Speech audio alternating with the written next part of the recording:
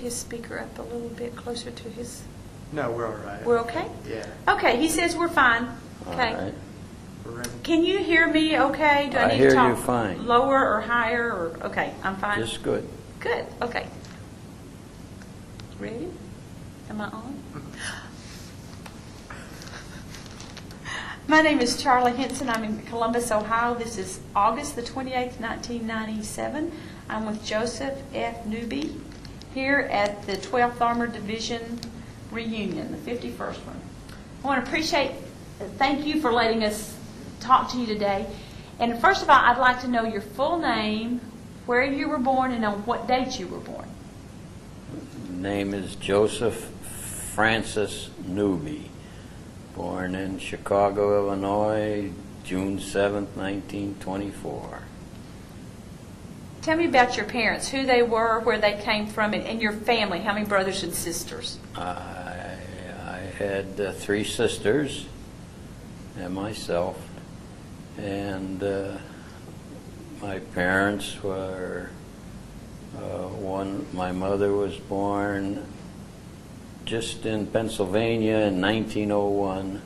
She was very young at the time, and her parents came from Slovakia, and she could speak it well as she grew up with her parents and never taught me one word. So, but she was great. And my dad, he was a great guy. Born in Hobart, Indiana. And he's deceased now. What were their names? My mother was Anita Cecilia Visoki, maiden name. And my dad, Ira Leroy Nubie. And he had some property in Michigan. We still own it, 80 acres of wooded area. He stayed there a while. Generally, we lived in Chicago, but later on, he lived up in Michigan. What did he do in Chicago? What did your family do? He was an electrician with the Chicago Transit Authority. All his life he worked as an electrician with them. Steady, good job. And he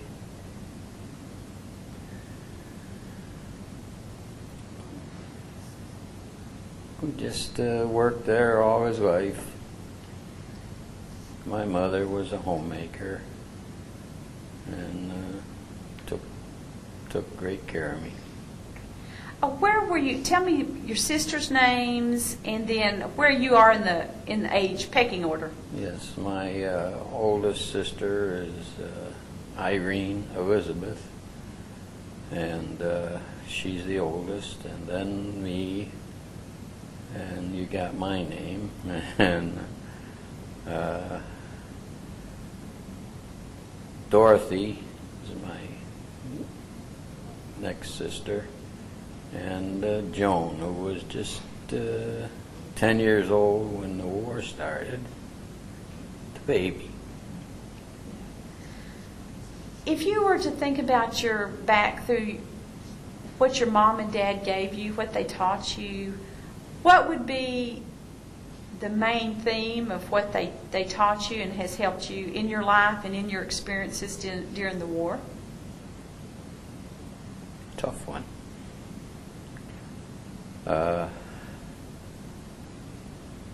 As you can see, I'm not a very eloquent speaker, so I hesitate a little bit. But would you repeat that question? What is the thing that your mom and dad taught you? Jury. What was the thing that your mom and dad taught you that has made a difference in your life? Whether it's the war or after the war or made you who you are today? I can't think of any specific thing. They didn't allow any problems for me to get into. Growing up in Chicago, you get involved with some of the boys. I pretty much avoided it.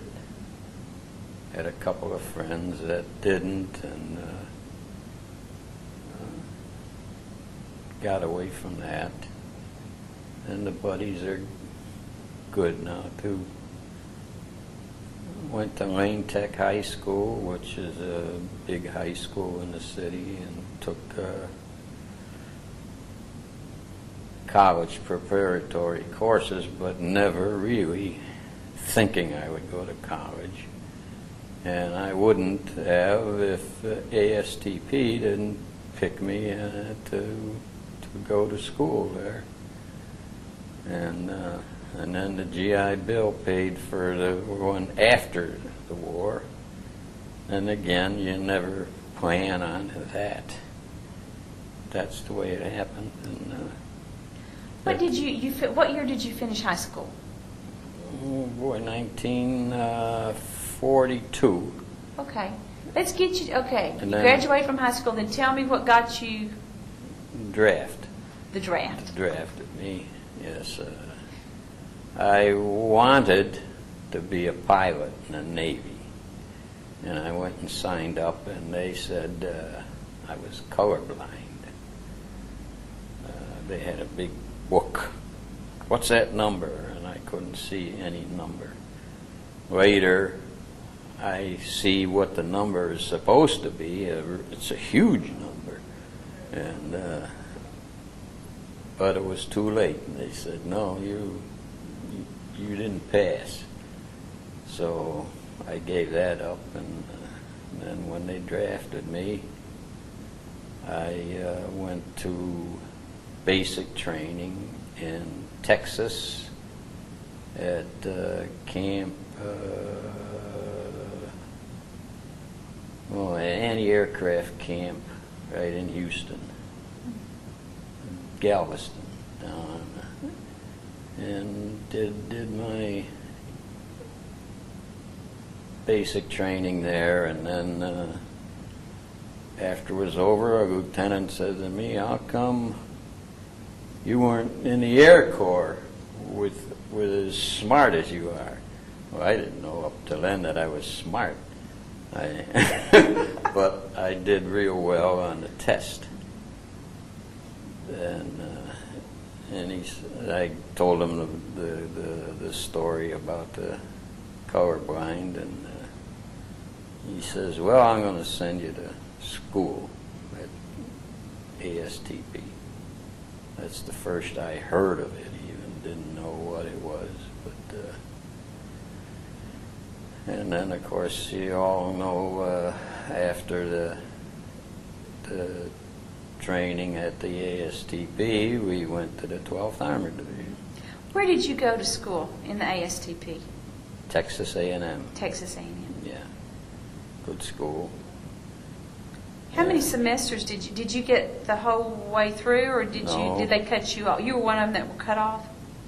I didn't get all the way through. They, in fact, it was a long way from maybe a sophomore year. You know, they had that accelerated program where you go 8 hours a day to school, and then I moved around there. But after they got me to go, I didn't need to go, they picked us to the 12th Armored Division, which I had never heard of up till then. Did you have any how did you find out that your program was ending, and what was the general feeling of the ASTP students when they found out that it was over? No problem. it was no problem when we went in. I didn't know anything from what was happening, or that's the Army. They put you in and you go there. And instead of going to school, I went to the 12th. I had no problem doing that. Those were days when if you were 18, you were in the war. And that's I was 18 when they drafted me, and then eventually they sent us to Camp Barkley, and they lined us up to a captain and to assign you to different positions. And I happened to have a tank captain. Well, I didn't know he was a tank captain, but he said, "What do you think about being in the tanks?" And I hesitated. It never occurred to me up till that moment, do I ever want to be in a tank, or don't they, or would they give me a choice or anything? And I hesitated. And he said, "All right, well, I'm going to assign you to the 17th Infantry." I'm not, a lot of tanker buddies got killed, a lot of infantry. So,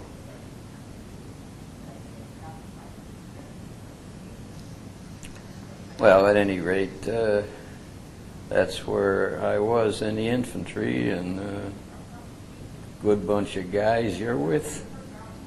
Which unit did you go into? 17th. The 17th, and then which company? A company. A company.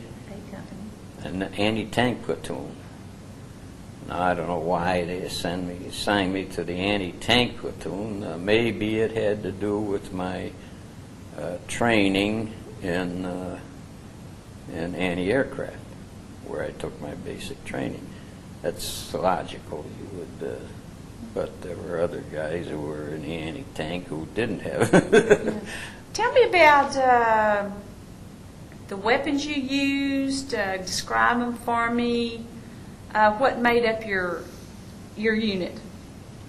Well, the big gun was the 57 millimeter anti-tank gun.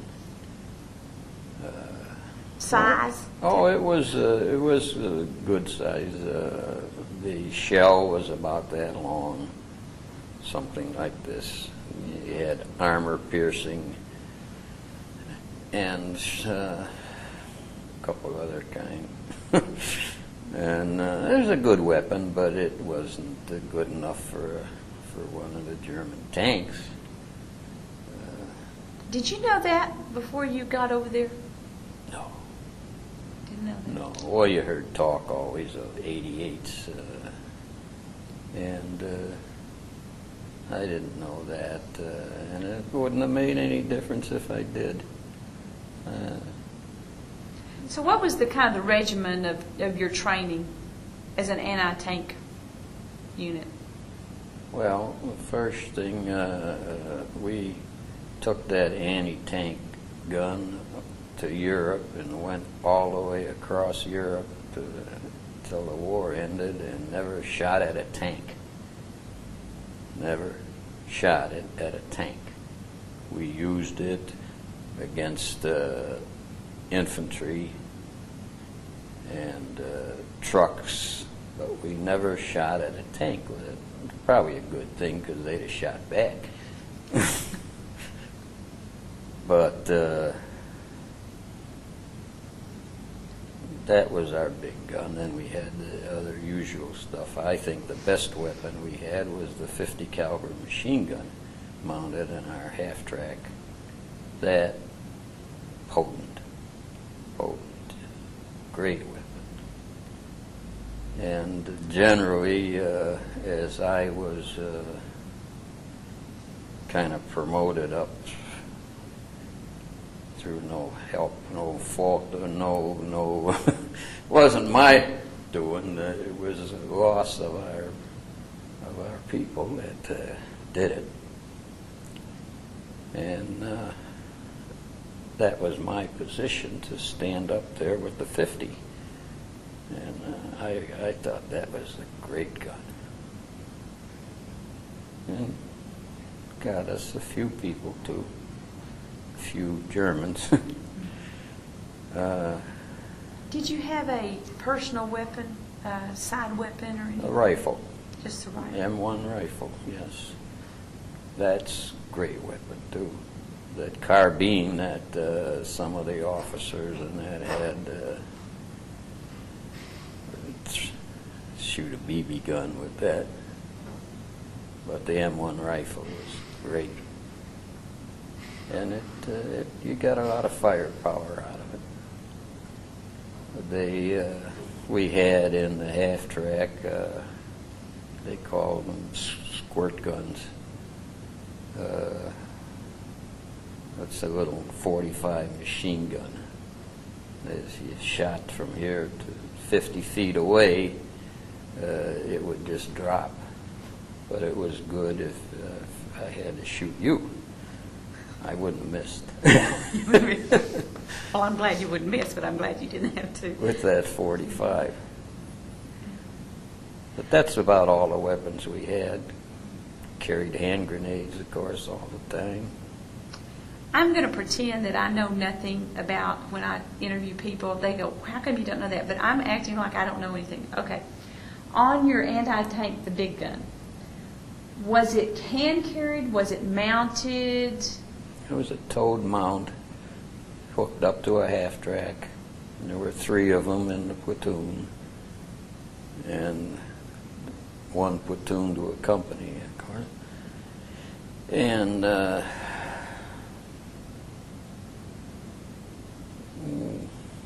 it took, in order to unhook it from the half-track and to get it in firing position, it takes about 4 or 5 men to do that. One man can't very well do it. And we had the 4 or 5 men, so. Was the ammunition then carried in the half-track, or did y'all carry it on yourselves? It was carried in the half-track, too big to carry on yours. You could run with it for 20 feet, but it was loaded in the half-track under the seats where you sat. Worried me sometimes, but we never had a problem where they went off the shelves by themselves. We've had our half-tracks hit, and some of the ammunition went up. So y'all were in the half-track when it was hit? Not me personally or my squad, but we had half-tracks in the company that were hit by 88s and killed them all. The captain, Ferguson, he came and told me how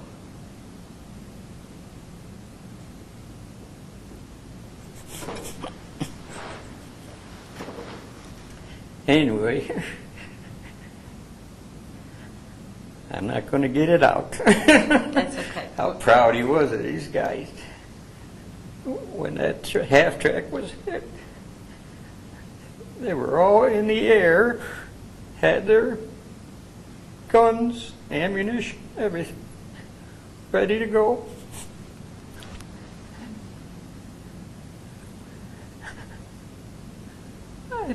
I don't usually break up like this.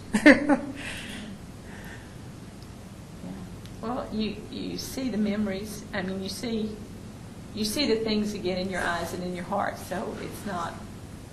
It's kind of like going back to it sometimes. Yeah. Yeah. You relive a lot of that stuff through the years, but nothing that going to make you goofy or anything.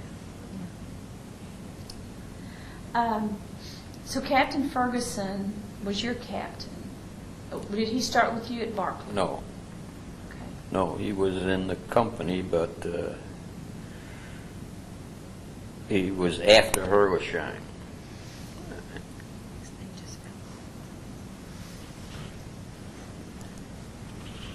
And he was after Hergeshheim, and Ferguson was after, and Captain Halpin was our captain before Hergeshheim. Great man. Tell me about him. I hear different stories about him. I want to hear what you thought about that man. Well, What he was like. And he would be a man you would follow anywhere. He was. I thought he was good to the men all the way through, and I still have a pass he gave me, which is no bearing on how good he is or anything, but he issued a pass to me to go to Abilene for the weekend, and he signed it and all, and I still have it. Why I hung on to that, I don't know. But I want to catch him. He's not here this time. I want to catch him and present that to him. See if his signature is the same. was he an easy man? Was he easy or? No, he wasn't easy. But well,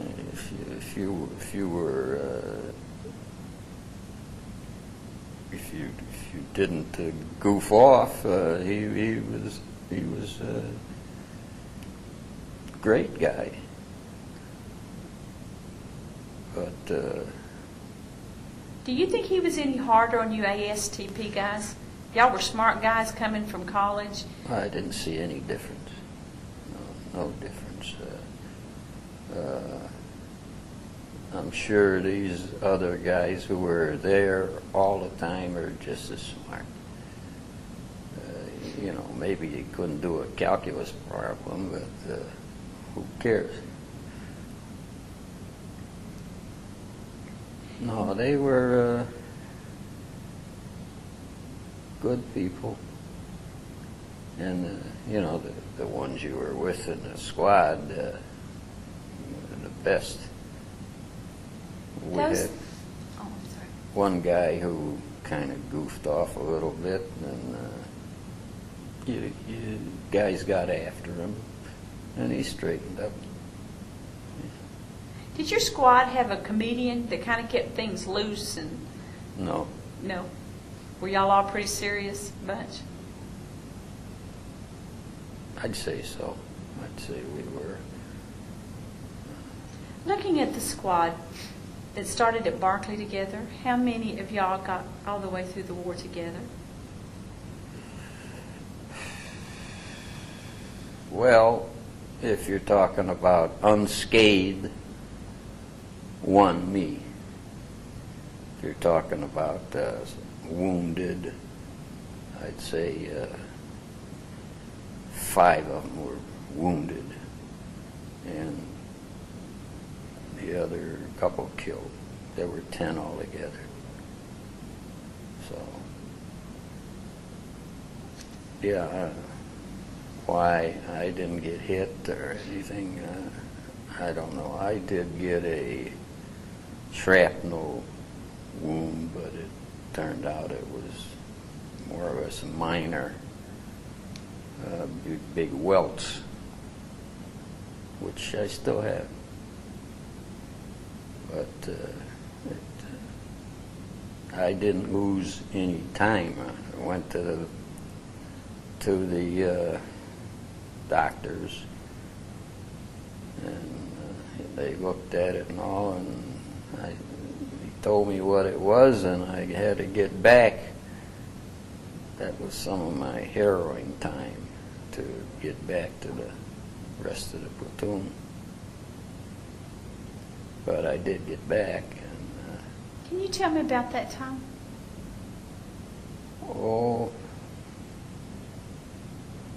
Yeah, we were attacking Hergeshheim. Never heard of it before. didn't know much about it, which is typical through the whole war. The GI, he don't know nothing. But we were attacking Herlesheim, and shrapnel from probably a mortar hit me in the back a couple times. And like I say, it wasn't that serious that I couldn't get back as soon as possible, back to the line. And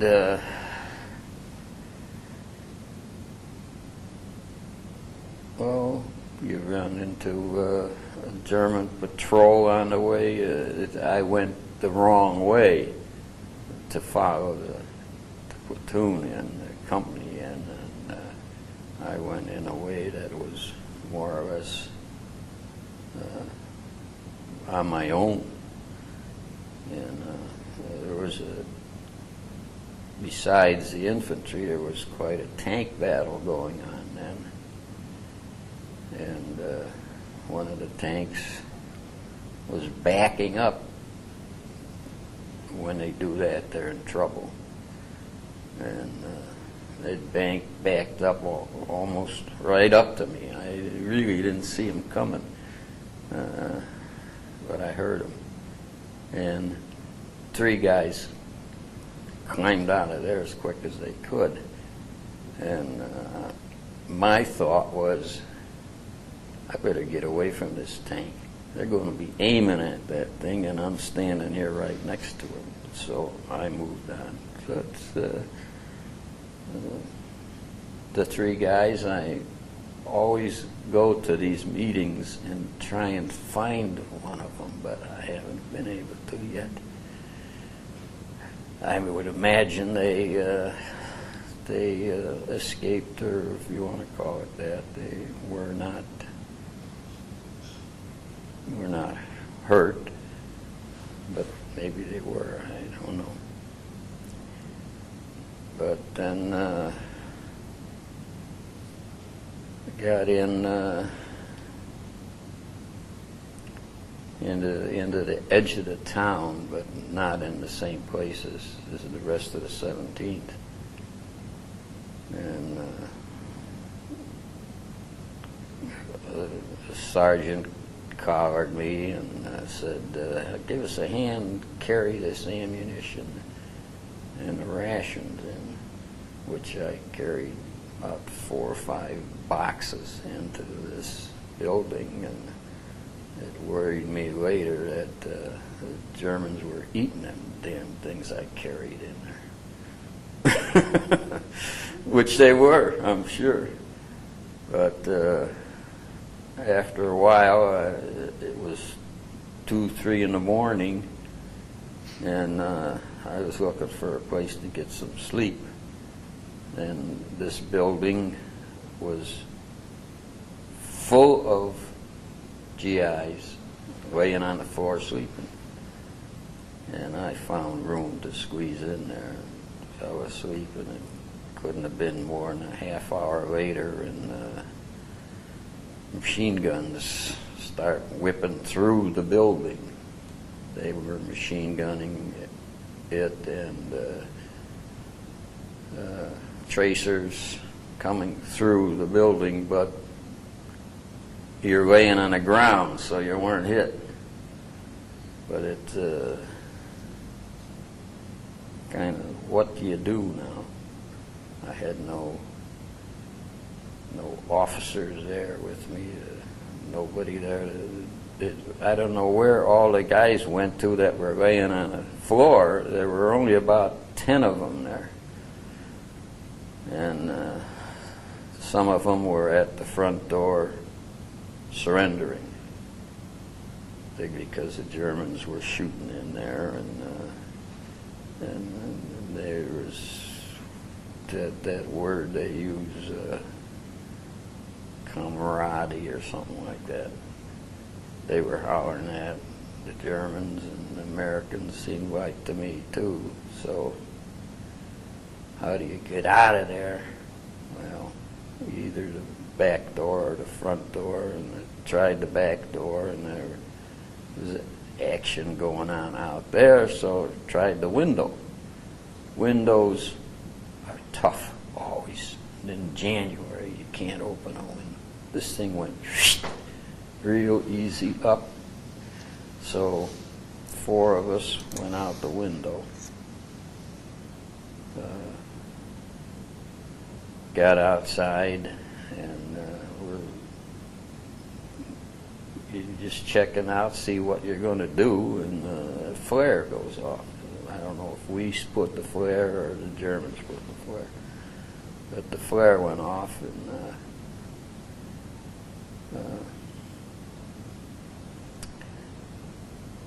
so we froze, which you're taught to do. You freeze, and that way they don't see you. Didn't sound very logical, but eventually we decided this was a joint venture, 4 guys. Let's get the hell out of here, flare or no flare. And we went back through the backyard, and then we run into a lieutenant. One of our lieutenants, not from our company, I don't know who he was. And he says, "Whoa, let me call in." So he calls, he says, "We got to go get the colonel. Let me call in." I don't know what colonel he was talking about, but there must have been a colonel there. And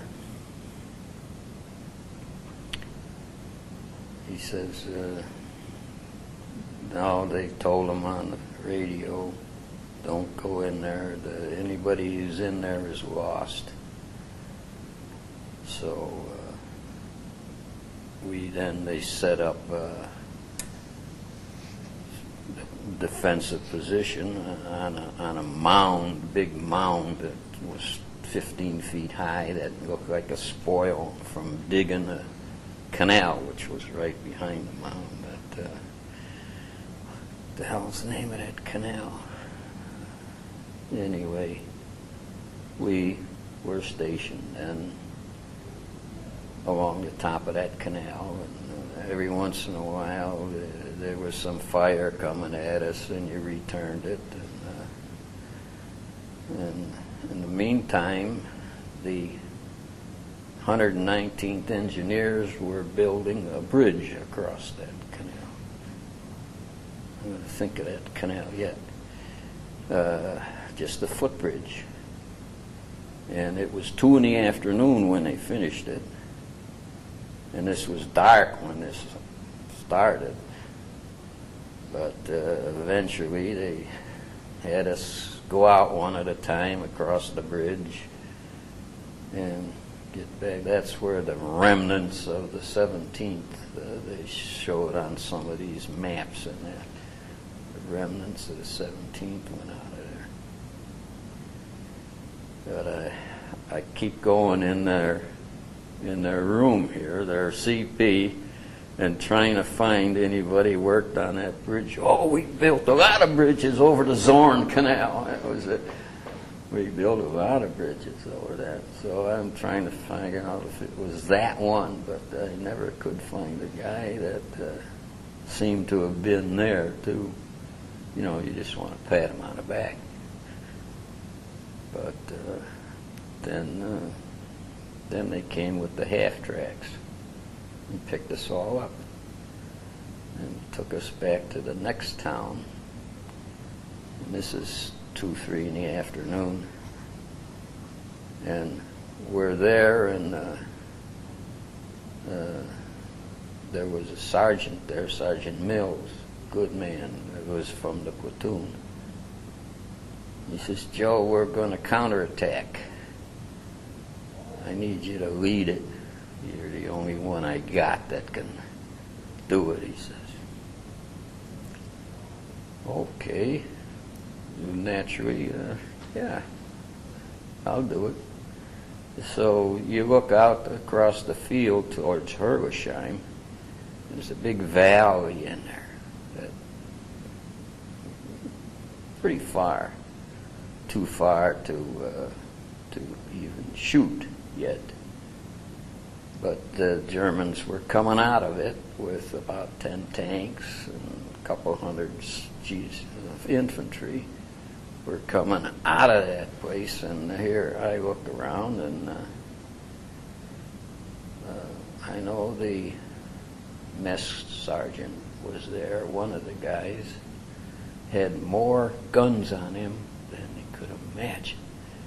He weighed himself down with so many guns, but he was prepared if it ever got to that point. And the company clerks and the drivers and everybody, that was our attacking force, our counterattacking force. And got out there quite a ways, closing the gap. They're coming, and I'm leading these guys, and all of a sudden they're hollering, "Hey, Joe, come on back, Joe." That was inspiring. Come on back. And I look over to see why, and here's our P-47 Mustangs.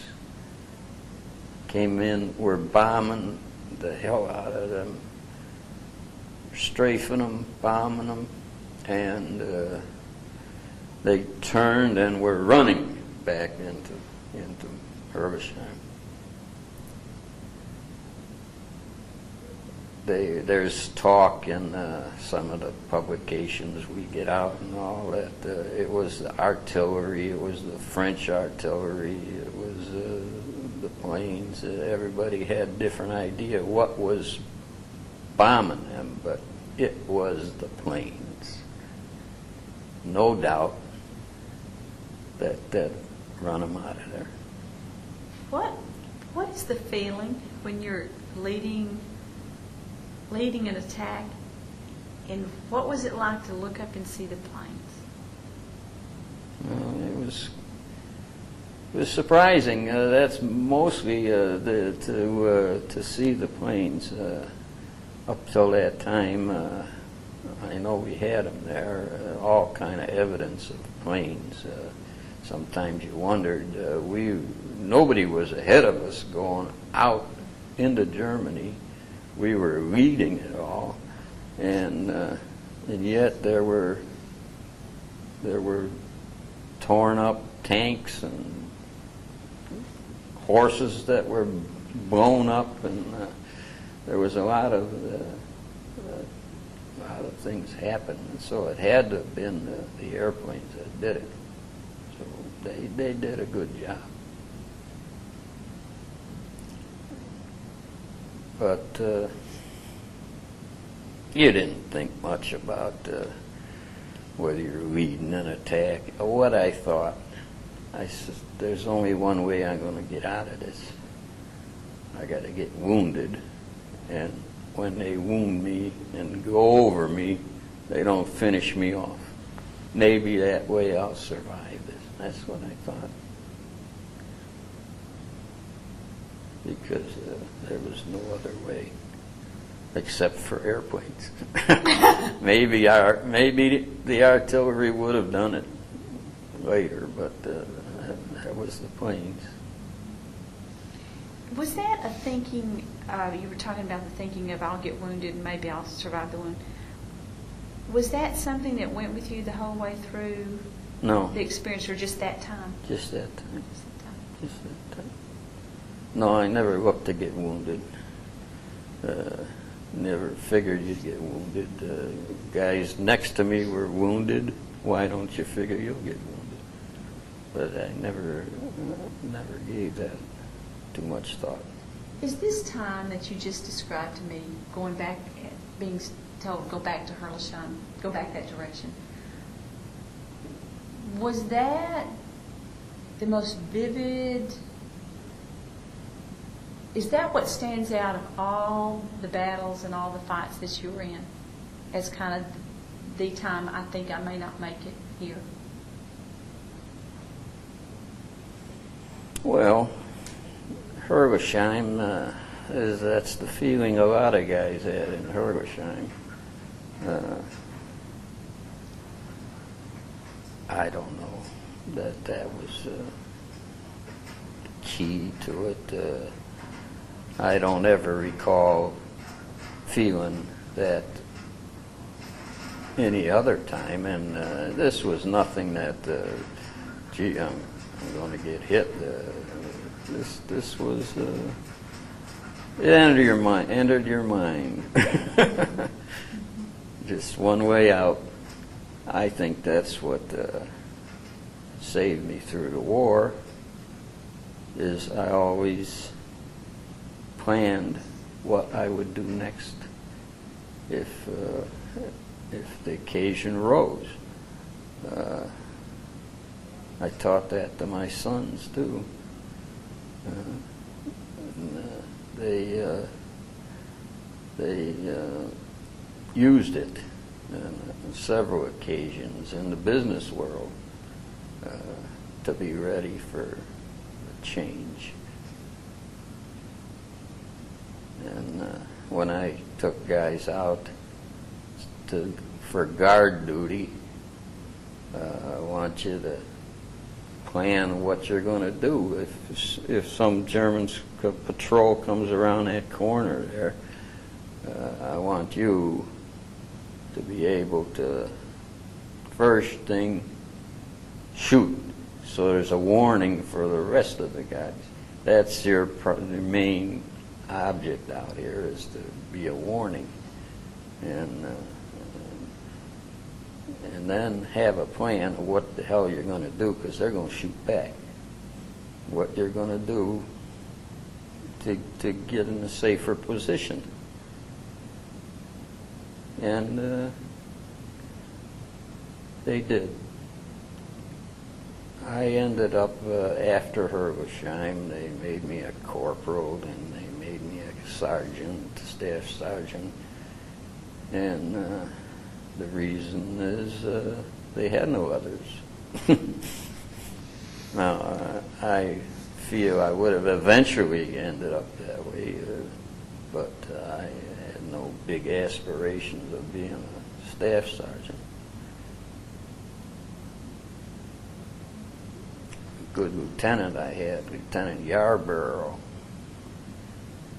He says, "Joe, I want you to have your men call me Yardbird. I don't want nobody call me Lieutenant out here." Yardbird? Yardbird for Yarborough, yeah. Hey, Yardbird. And good guy, he got wounded 3 times. And each time I had to get him and take him back. But that's lieutenants. Lieutenants, they got to be in the front. If you're not in the front, you're not a lieutenant. I guess that's their thinking. And sergeants are the same way. If they don't get that lieutenant, they got to get the sergeant.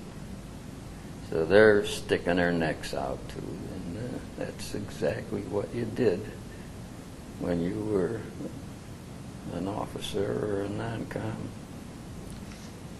Were you ready? You're out front. You said that you think you would have made it, but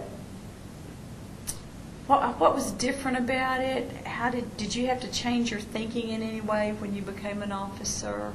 I was never an officer. Staff sergeant. Staff sergeant. Okay. Okay. What difference did that make? None. No. No. Except we're attacking the town, you got to be one of the front guys.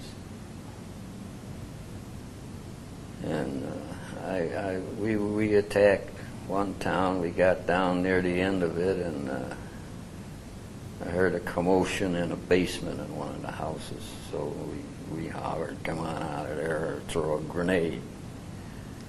And 2 German soldiers came out. And I still hear a commotion. Now what do? Throw the grenade?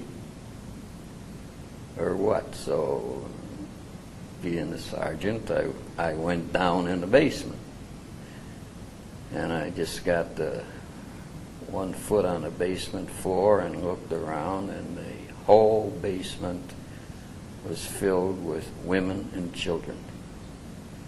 They're all holding their mother's skirts all the way around. Suppose it had thrown that grenade. As you get a little worried about that. But because they're women and children, that's the only reason. They were Germans, that's something else. You don't have quite the feeling for them, except nobody shoots women and children on purpose. But I did stick my neck out going down in that thing first. But who else is going to do it? Just a little example. Y'all got through Herleshine, then y'all, what was the next, in your mind, what was the next action that stands out for you? Well, there really was no big action. There was every day you attack a little town. You maybe 2 towns in a day. You go ahead. Sometimes we did this long attack where we went 60 miles in one day. I was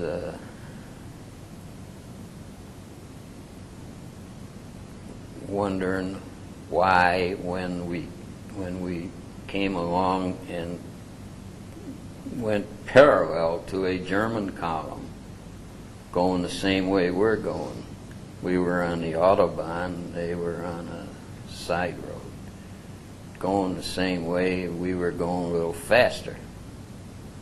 Now, what do? I mean, they weren't that far away, so I figure you can't let these guys get away with that. So I threw off some shots at one of the trucks, one of the lead trucks there. And nobody else did any shooting on our column. Why not? I couldn't figure it out. And then, well, if the captain isn't up there shooting or giving the word to shoot, I'm not going to do it. Maybe it's a convoy loaded with American prisoners. You don't know what's in those vehicles, so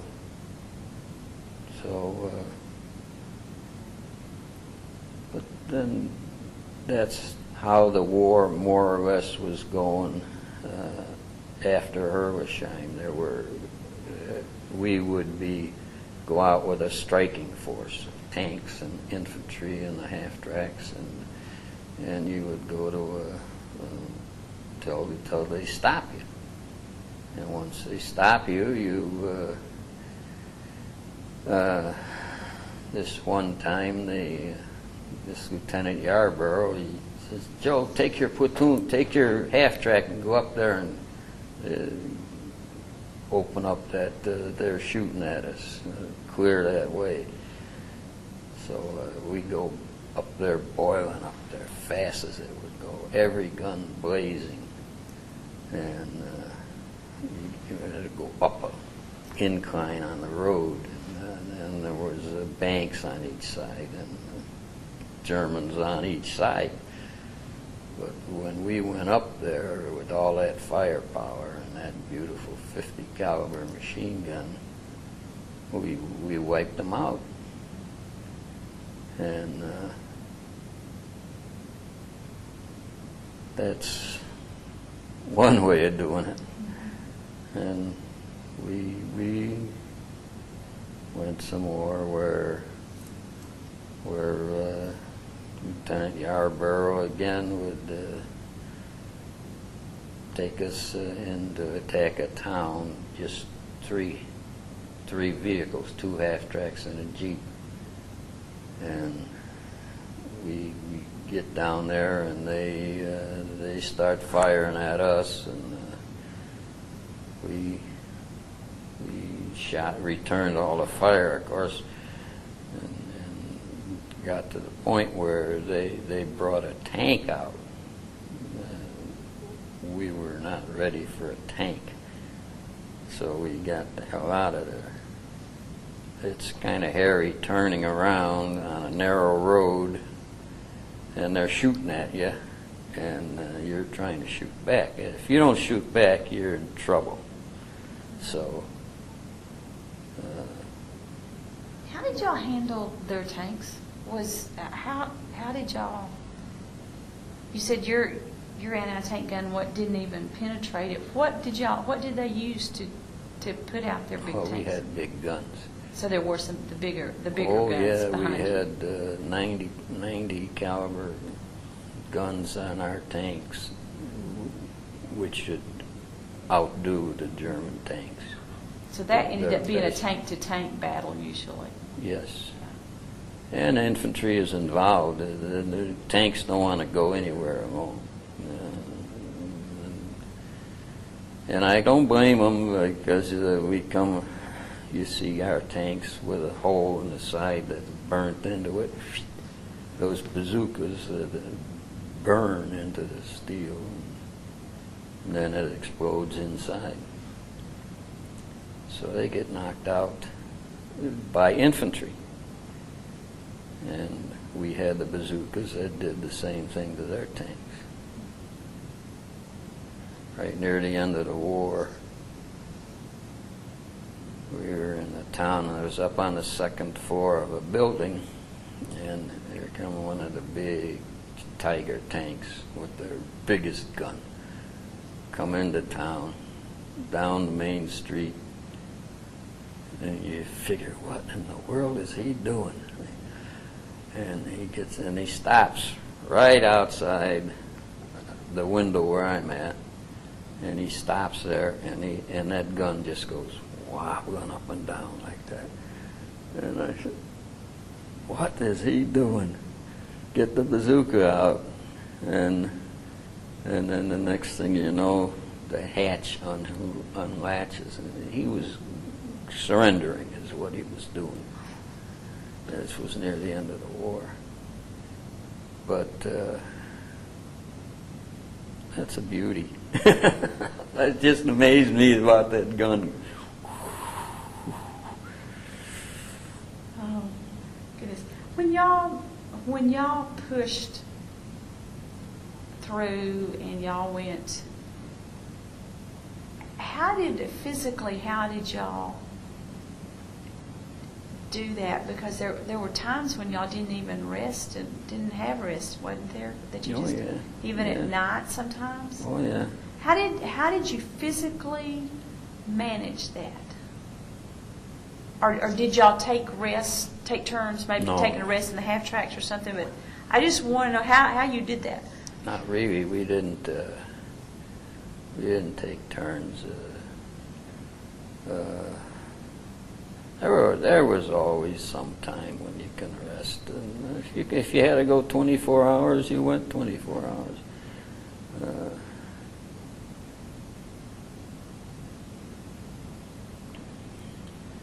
We would go with what they call a striking force, a company of tanks and a couple companies of infantry, and just head out that way. And we crossed very unusual circumstances. It was a river, I guess. I'm not sure if a river made this thing, but it was about 25 foot wide and straight down the banks, and a bridge across it. So we went across with our tanks and our half tracks and got maybe a quarter mile away, and boom, the bridge blew. Now here's our powerful striking force with no help going to come from back. So we we were the ones, and they attacked somewhat, but not much. This was again getting nearer the end of the war, and of course we had guys. The last day, grenade come down in a half track on those hills in Austria. So we had guys killed the last day of the war. When y'all were headed towards Colmar, did y'all have any idea that that y'all were nearing the end? Could you kind of tell, though, that as y'all went across Europe that you thought that it was ending, or any premonition about that, or told? Not really. Colmar, to me, was nothing. We were, a lot of times, we did not lead the column. We were pulling that gun behind us. So you couldn't do what a normal half-track could do, pulling that gun. And for some reason, then at Colmar, we were at the end of the column all the time, and therefore I didn't even know there was a Colmar until afterwards. I read about it. You know, there's very few of the names of the towns that I know. Ansbach. I remember Ansbach. I remember it because when we got to the center of the town, the big shot Germans in their finery, you know, all their hats and they surrendered. And they gave up and surrendered, and it kind of irritated me that they had a German civilian hanging by the neck too from one of the buildings. That irritates you a little bit too. And they said, "Oh, it was the SS. SS did it." But I took the guy's pocket watch out of his pocket, this mayor, and it's got his name on it, the mayor of Ansbach. I still got it. Yeah, I imagine he would love to get that, or his family, but he isn't going to. So then y'all just marched them off to, after they, did you just march them off then, or did you just kind of move them? Well, I've heard y'all talk about you took prisoners and you just kind of passed them back through. Is that how that worked in that kind of situation too? Or since they were the big guys, they got special treatment or something? No, I really don't know what happens to them. It's kind of a gruesome story. I don't know if I should tell you this or not. But one of the Germans, we were at the end of the column. And this was very early in the war. We haven't even seen a German till then. And they came. We could see them coming down the line. We were more or less parked. And they came by each half track and with their hands up and were pleading for us to take them. I guess that's what they were doing. But when they got opposite us, the one guy had his hands all here like this. And somebody down the line cut him open with a knife. And his intestines were all loosely hanging out. And this is our introduction to the war. This is the first casualty we saw. We weren't going to pick him up. We just left him there, standing on this dirt road out in the middle of some fields. What are we going to do with him? So we left them. I don't know what happened.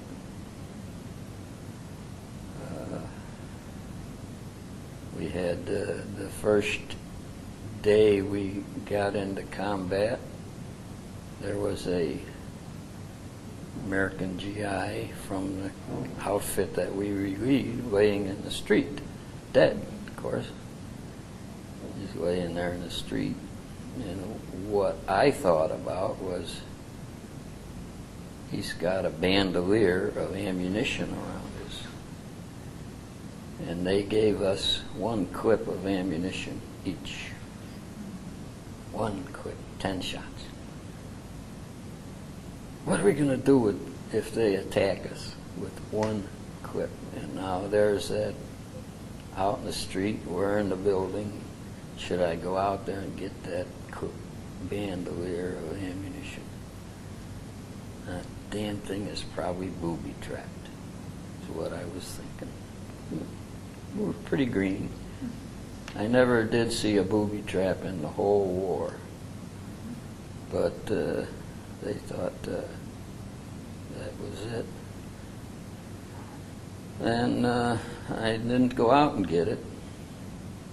We went on our way, and that poor guy was still laying there. What do? They have grave people, I guess, that come pick up the soldiers, the dead ones. How did you, that's not something you were used to seeing. It's not something that was in your experiences before. Yeah, that's right. What did you do to get through that? How did you work it inside your mind that you could see an American laying in the road and you just knew you had to keep on going? I don't know. It's not something you dwell on.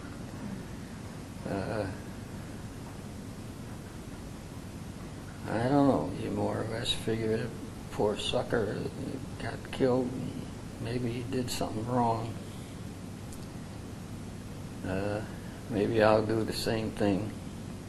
Or maybe it's just a circumstance and nothing wrong he did. It's just, you really don't dwell on it. I never thought too much of that. Did you make any, I've heard how different people dealt different ways with relationships in the Army. Did you try to make friends in your unit, within your squad, or how did you deal with relationships there? Did you learn to kind of just push that out because you didn't know when they would be there? Or Oh. how did you The deal guys with in the squad? Uh-huh. Oh, Like replacements and stuff? I've heard different ways Yeah. that people have to Yeah. deal with that. Oh yeah, we had a lot of replacements, and they one time they sent 3 of them over to me, and I'm sitting, just shot a pheasant, or not a pheasant, but a smaller bird, and that about 4 or 5 of them. 2 of us went over and shot them up, and I'm there cooking them, peeled them, eating them right away, and here these guys come, and I'm not the most ferocious looking guy in the world. I'm not real big, and this guy, one told me later, he says, you know, when I first saw you, I thought, I'm going to be in big trouble. I'm not going to get out of this war with that guy. And he told me that. He was kidding, I'm sure, but maybe not.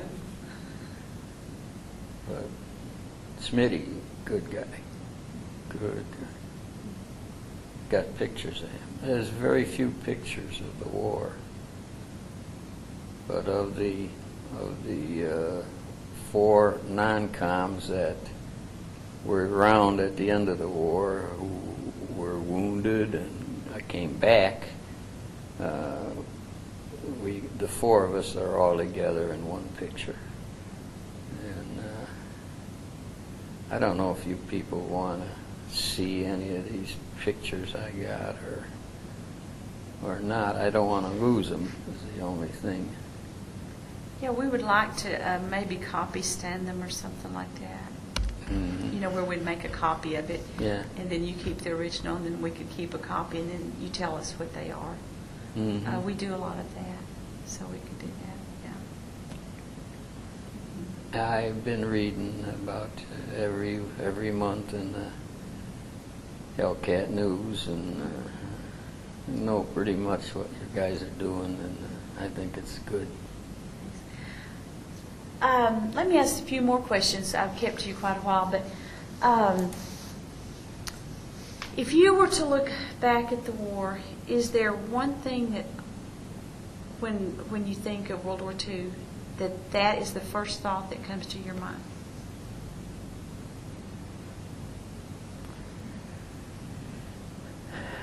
World War II.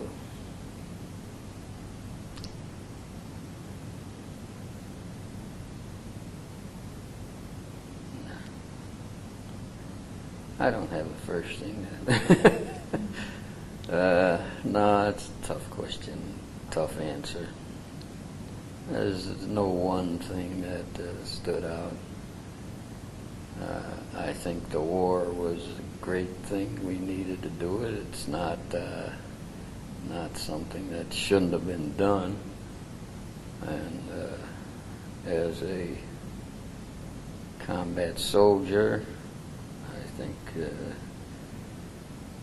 it was the right thing to do. And that's not just because I made it through it.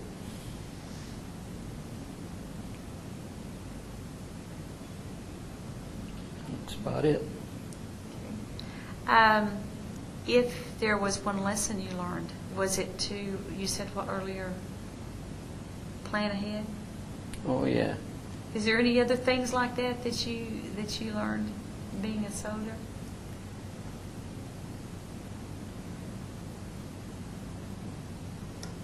Well, I'm not a easygoing guy. You know, I'm not built like a big guy. I get upset with a lot of people. I don't know if that's a throwback to the war. I used to carry a trench knife in my boot at all the time, and I wanted to carry that after the war. I'm a little bit, sometimes I get upset with people. It's probably a throwback to the war. Maybe not. Maybe I just... Why would you do that?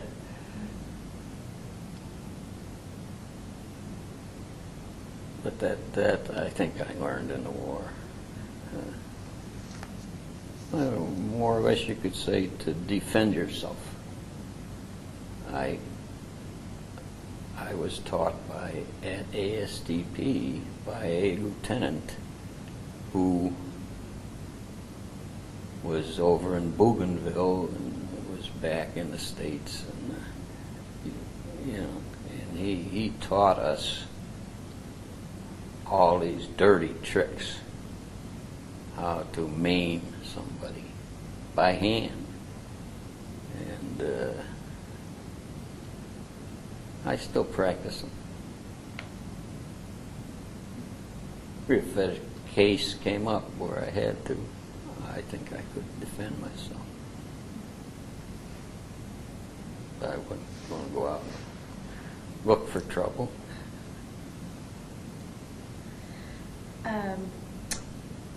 When you, was the war what you expected as a young kid going into war? Do you think, did it turn out like you expected it to? I wanted to fly a plane, and I still wanted to fly a plane after the war. But I never got to. At one time, in the job I was doing, I worked in road building as a civil engineer, and we had to dispose of some dirt, and the airport there was wanting dirt, so I said, sure, I'll dump it in there. Give me a ride. Okay, and the guy took me up in a Piper Cub, flew all over the Chicago area. I thought that was tremendous.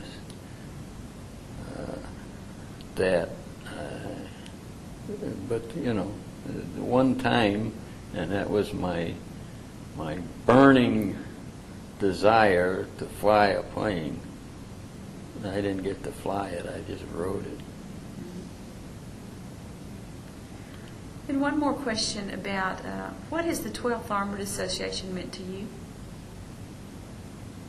Well, I was unaware of it until maybe 3-4 years ago, till one of my buddies from the anti-tank platoon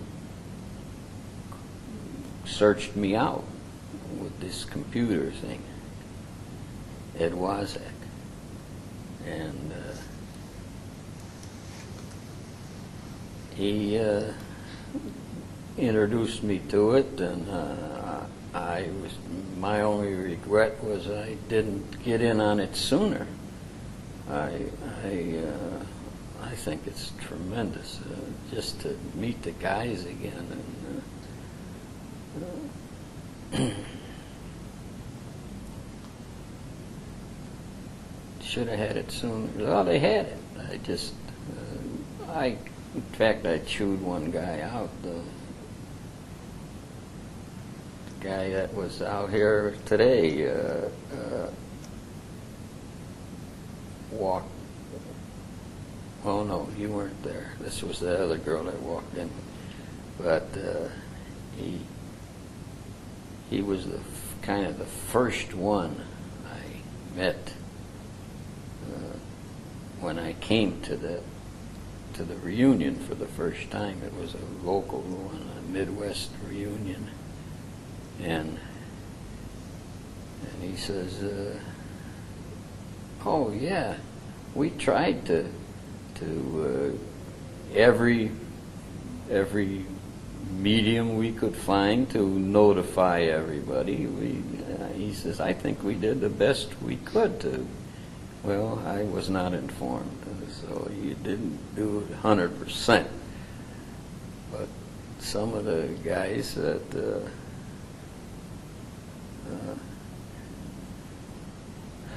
they did 100%. They filled in the gaps. But there are guys, for some reason, every replacement we got after Herlesheim has not been to one of these. I don't know why not. Do you think it makes a difference that they were replacements?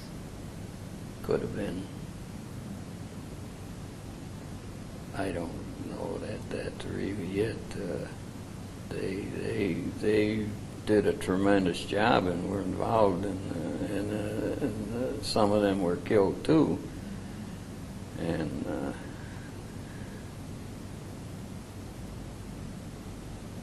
well,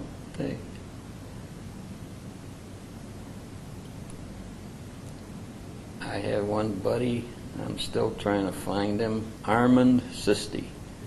If you're there, Armand. Was a great buddy starting back in basic training, anti-aircraft, and then through ASTP and into the 12th. And when we were assigned areas in the 12th, he says, Joe,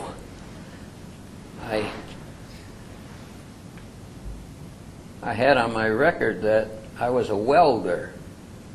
What I did was they put tin cans through this thing, and I would step on a lever, and it would weld that tin can, then go to the next one. And that was my job as a welder. But they put me in the what do you call it? Oh, dear. Maintenance? Well, the maintenance, but they got another word for the group that does the repair of the half-tracks and Is all. that the ordinance? No. And the ordinance either. But anyway,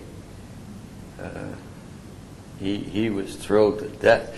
Oh, boy, I'm in the ordinance. What are you in? Well, I'm in the 17th Infantry.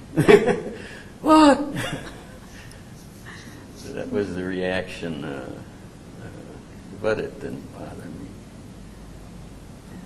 me. What we used to kid around, I'd see guys I knew at school were in the tanks, and we'd be marching down the road, and they'd be riding down the road, and they'd be giving us the business, and of course everybody called that a coffin. The tank was a coffin. Tankers didn't like that, but that's the only way we could get back at them. Well, is there anything I've left out that you need to tell me that I've either not known I need to ask you, or have left out anything I've not covered? Oh, I think you covered it all. I'm not much of a writer. I was thinking of writing, like these guys write their things here. And I thought I should write something maybe, but now I can see that you got a video and you heard my story, and I don't need to write. I'm a poor writer anyway. Well, we have it on video. Well, I appreciate you spending your time with us, and I know Mr. Wasak is in town and y'all are spending time together, so I appreciate you taking time to do this. Okay. Thank you. Thank you.